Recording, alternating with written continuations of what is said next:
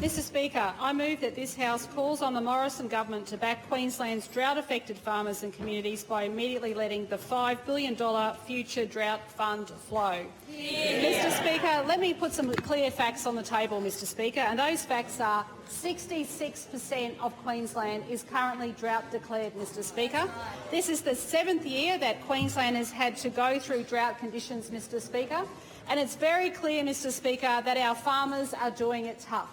Mr Speaker, this government here in Queensland, we are doing everything we possibly can to listen to our farmers and to deliver to our farmers. We attended a national drought summit, which I know was very important. A lot of our stakeholders went down there, including our drought commissioners, Mr Speaker, and we wanted to make sure that we can do everything possible. Mr Speaker, the federal government has announced that they have a $5 billion drought fund, Mr Speaker. It is important that this money gets to farmers now.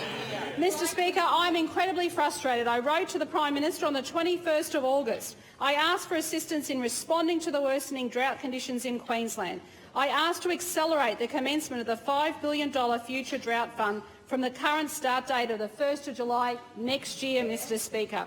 Mr Speaker, I had a response from the Prime Minister on the 16th of September 2019, Mr Speaker, where the Prime Minister thanked me for his letter, said that the $3.9 billion investment in the future drought fund would grow to $5 billion over the next decade, Mr Speaker. Well, we don't have the next decade, Mr Speaker.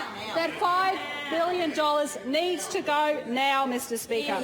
Mr Speaker, the Prime Minister wrote back to me and said that he would shortly be setting up an independent consultative committee to guide our investment. The committee will shortly undertake a public consultation process to ensure key stakeholders and experts can have their say to make sure a coherent and consistent approach is undertaken when providing funding for drought resilience projects and to ensure the money is well spent on priority projects. Mr Speaker, this House calls upon the Prime Minister to release the $5 billion now, Mr Speaker. Mr Speaker, I believe every single member of this House should support this motion, Mr Speaker.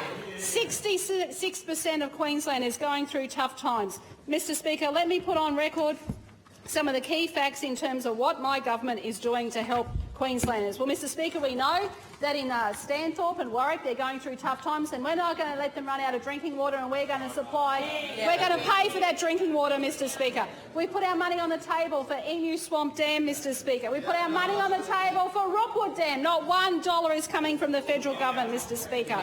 And Mr Speaker, we're helping with freight subsidies to move fodder and water to drought-impacted producers. We've got $496 million out in concessional loans. I call upon each and every member to stand proudly in this House and support my call. Premier's time's expired. I call the Leader of the Opposition.